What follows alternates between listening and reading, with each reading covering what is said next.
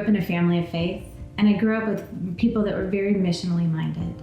In fact, out of Wheaton College, I was a missionary in South Central Los Angeles, and I taught in the inner city, and I discipled girls. And my story is that I got married and I moved back to my hometown, and I always say that I fell into a suburbia stupor.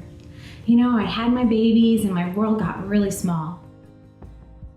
I was invited to see this pre-screening of this film by some friends, and I went with my dad.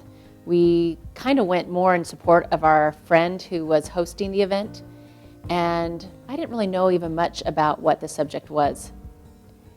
I completely underestimated what the magnitude of the problem was and how I was going to feel when I learned that over 27 million slaves were estimated in our world today.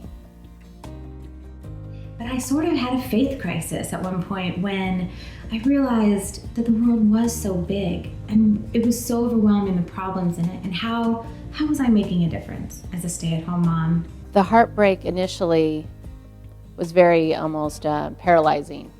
You're so heartbroken, you feel so useless, like there's nothing you can really do to make a difference. And as soon as I started doing something, the weight of that got a little bit less and the burden kind of got a little bit lighter, and I started seeing that there was hope. What you'll find in Refuse to Do Nothing is an accessible resource. Kim and I, we are not experts on modern day slavery and human trafficking.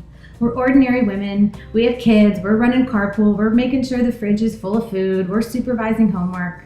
We're not experts. So what you'll find in the pages of Refuse to Do Nothing is you'll find yourself. And we share stories, trips, events that we've done, what the issues are, facts, statistics, but all in the purpose of giving the ordinary, average, everyday, busy mom a concrete, specific way that they can effectively get involved to make a real impact. You'll find community, you'll find inspiration, and even though modern day slavery and human trafficking is horrific and a huge, huge evil in our generation, you'll find hope, because there's hope in us all doing it together. So as you read the book, I encourage you to read it with a group of friends. I encourage you to get together a group of like-minded people who want to know, who want to move forward with this, and then use these videos. They give a little insight, maybe a little bit more information, but primarily they're to challenge and to motivate the reader and their friends to take the next step and to go a little bit further and to push a little bit beyond maybe what they might originally be comfortable with. Kim and I have a dream that a new abolitionist movement will start.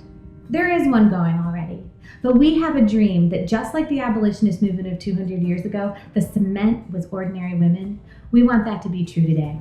We want the new abolitionist movement to be marked by women. We want women just like us to be the cement of fighting modern day slavery and human trafficking.